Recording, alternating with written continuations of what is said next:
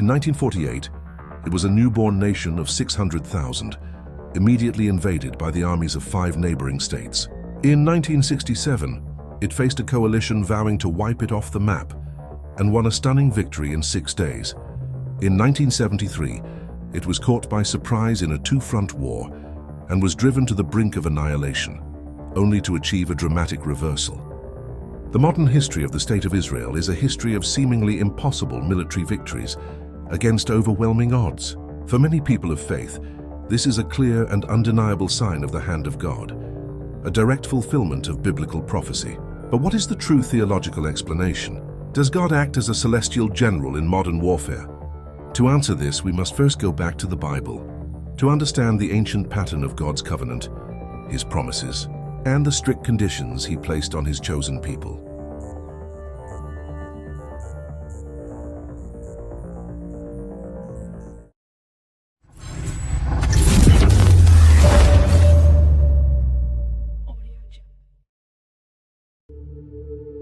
Chapter 1. The Covenant and the Conquest.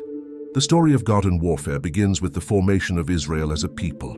After their miraculous liberation from slavery in Egypt, God makes a covenant with them at Mount Sinai. He is their God, and they are His chosen people. Central to this covenant is the promise of the land of Canaan. But the land is already occupied by formidable pagan tribes. The fledgling nation of Israel, a disorganized collection of former slaves, is commanded to conquer it. The book of Joshua is the story of this conquest, and its central theological message is unambiguous. Israel's military victories are not the result of their own strength, but of God's direct and miraculous intervention. The most iconic example is the Battle of Jericho. The Israelites are faced with an impregnable walled city. Their battle plan, given by God, is utterly absurd from a military perspective. They are to march around the city once a day for 6 days, and on the 7th day to circle it 7 times, blow their trumpets, and shout. They obey, and the walls of the city collapse. This pattern is repeated throughout the conquest. God is the true warrior, fighting on behalf of His people to fulfill His covenant promise. This establishes the foundational Old Testament principle. When Israel is faithful and acts in obedience to God's commands, God secures their victory. This is the origin of the concept of the God of battles, a divine warrior who fights for His chosen people. This idea, however, is only one half of a much more complex and challenging biblical truth. Chapter 2. The Condition of Fidelity. The other half of the truth, which runs like a life and death current through the entire Old Testament, is that God's military protection is strictly conditional upon Israel's faithfulness to the covenant. In the book of Deuteronomy, before the people even enter the land, Moses lays out the stark choice. Obedience to the covenant will bring blessings and security, but disobedience will bring curses and defeat. We see this principle tragically play out immediately after the victory at Jericho. In the next battle at the small town of Ai, the Israelite army is shockingly defeated. Why? Because one man, Achan, had been unfaithful, stealing treasure that had been devoted to God for destruction. One man's sin resulted in the defeat of the entire nation. This teaches a critical lesson. God's favor is not an automatic or magical guarantee. It is contingent on the moral and spiritual state of the people. This pattern dominates the tumultuous period of the judges. When the people are faithful, God raises up a judge like Gideon, who with only 300 men miraculously defeats an army of 135,000 Midianites. But when the people fall into idolatry and sin, God allows them to be oppressed and defeated by their enemies. The message is consistent. Victory comes from God alone, and it is a reward for faithfulness.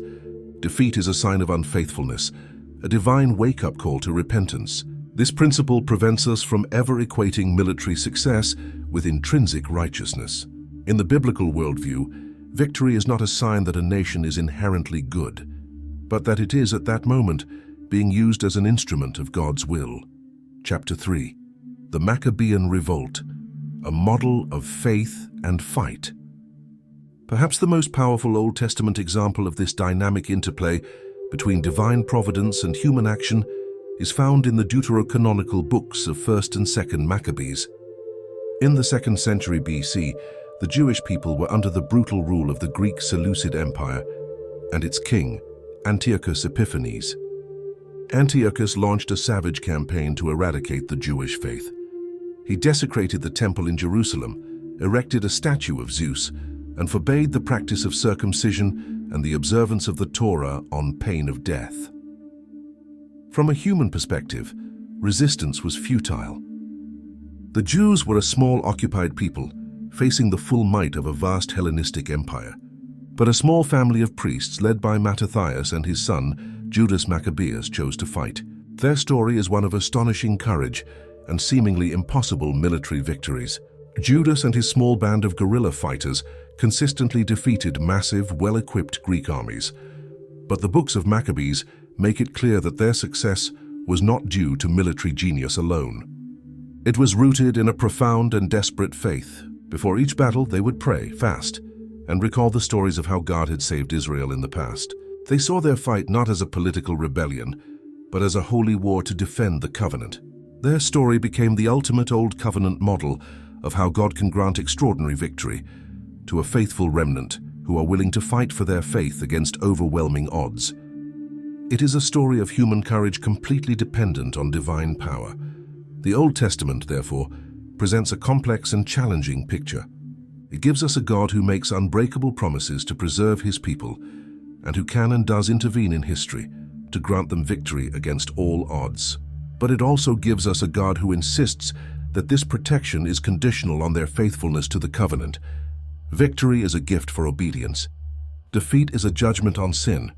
But how does this entire dynamic shift with the coming of the Messiah? A king who would declare that his kingdom is not of this world, and whose ultimate victory would be won not on a battlefield, but on a cross. The Old Testament presents a complex and challenging picture. It gives us a God who makes unbreakable promises to preserve his people, and who can and does intervene in history to grant them victory against all odds. But it also gives us a God who insists that this protection is conditional on their faithfulness to the covenant. Victory is a gift for obedience. Defeat is a judgment on sin. But how does this entire dynamic shift with the coming of the Messiah? A king who would declare that his kingdom is not of this world, and whose ultimate victory would be won not on a battlefield, but on a cross. Chapter 4. A kingdom not of this world. The arrival of Jesus Christ is the single most important event in human history, the pivot point around which all of salvation history turns. And his teaching on the nature of God's kingdom is a radical reinterpretation of the hopes of the Old Testament. Many of his contemporaries were expecting a political warrior Messiah, a new Judas Maccabeus who would raise an army, drive out the Roman occupiers, and restore the earthly, geopolitical kingdom of David. Jesus decisively rejects this model. The most explicit statement comes during his passion. Standing before the Roman governor Pontius Pilate, Jesus is asked, "Are you the king of the Jews?" Jesus replies with a world-altering definition of his kingship. "My kingdom is not of this world. If my kingdom were of this world, my servants would have been fighting, that I might not be delivered over to the Jews. But my kingdom is not from the world." John 18:36. This is a definitive statement. The kingdom that Jesus came to establish is not a political, ethnic, or geographic entity. It is a spiritual and universal kingdom, the church, which extends to all peoples in all nations. The battles of this new kingdom are spiritual battles. As St. Paul writes in Ephesians, "For we do not wrestle against flesh and blood, but against the rulers, against the authorities, against the cosmic powers over this present darkness." The weapons of this new warfare are not swords and spears, but faith, hope, love, prayer, and the sacraments. And the ultimate victory of this kingdom was won not through the violent subjugation of its enemies, but through the self-sacrificial love of its king on the cross. This radical shift in understanding from a geopolitical kingdom to a universal spiritual one is the essential key to interpreting history from a new covenant perspective. Chapter 5. Divine Providence and Human Freedom. So if God is no longer fighting the physical battles of a single nation, where is he in the midst of modern wars? To answer this, we must turn to the Church's profound and mysterious teaching on divine providence. The Catechism in paragraph 302 affirms that God is the sovereign master of his plan. But to carry it out, he also makes use of his creatures' cooperation. Catholic theology makes a crucial distinction between God's active will and his permissive will. God's active or positive will is what he directly causes to happen, and this is always good. He wills the creation of the universe, the incarnation of his Son, and the salvation of souls. However, God also has a permissive will. In his infinite respect for the freedom he gave to his creatures, he allows things to happen that he does not directly will, including the reality of human sin and its terrible consequences, such as war. Therefore, the Catholic Church does not teach that God is a celestial chess player, directly intervening to cause one modern secular army to win and another to lose.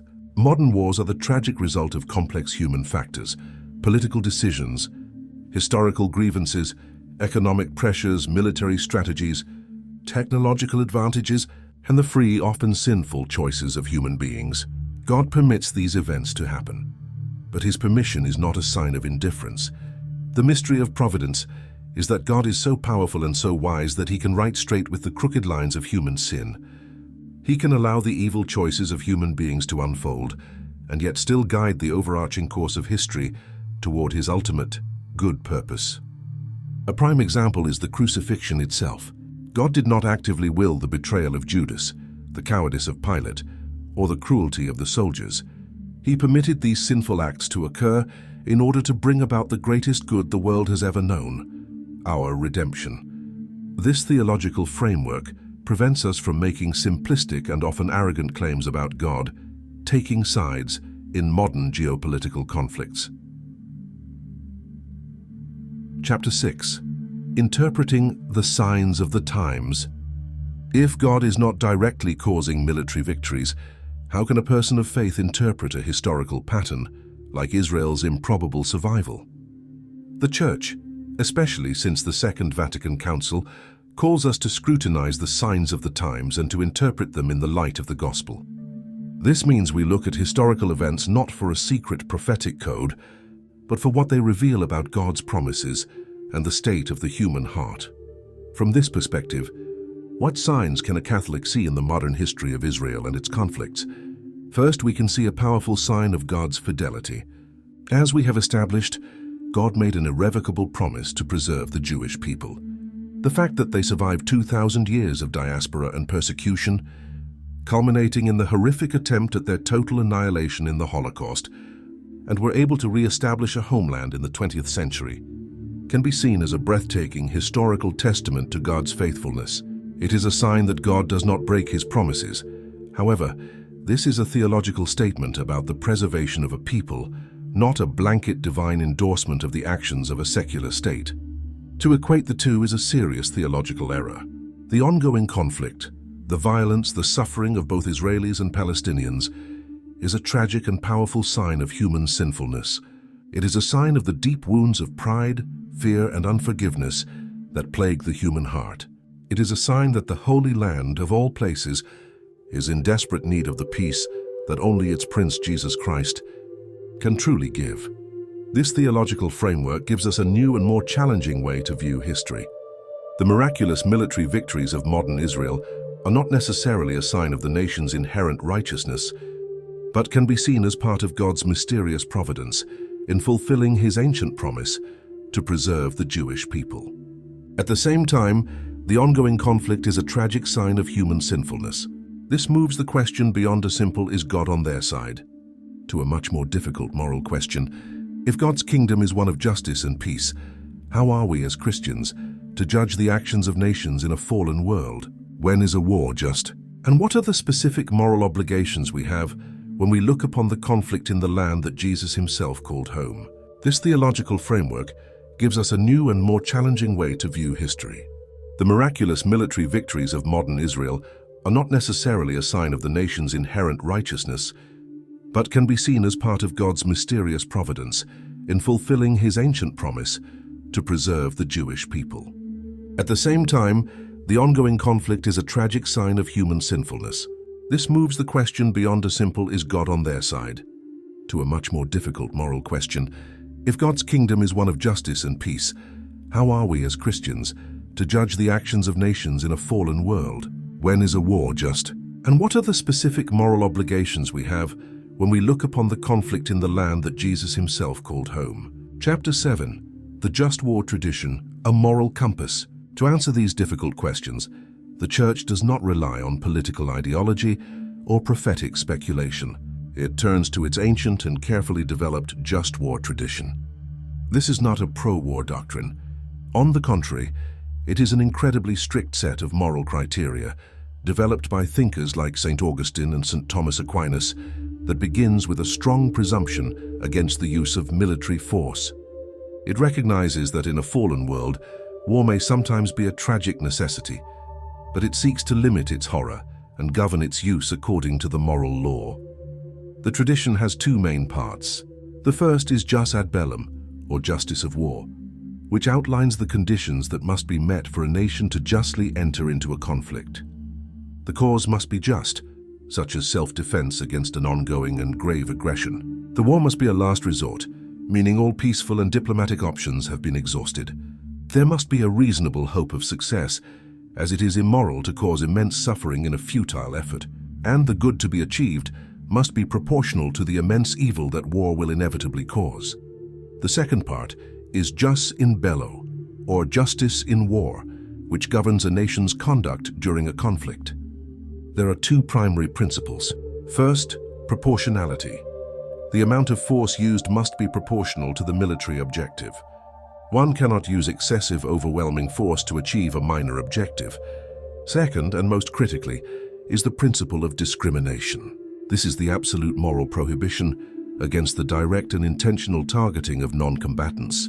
The lives of innocent civilians are sacred, and any military action that intentionally targets them is an intrinsic evil. This just war framework is a universal moral compass.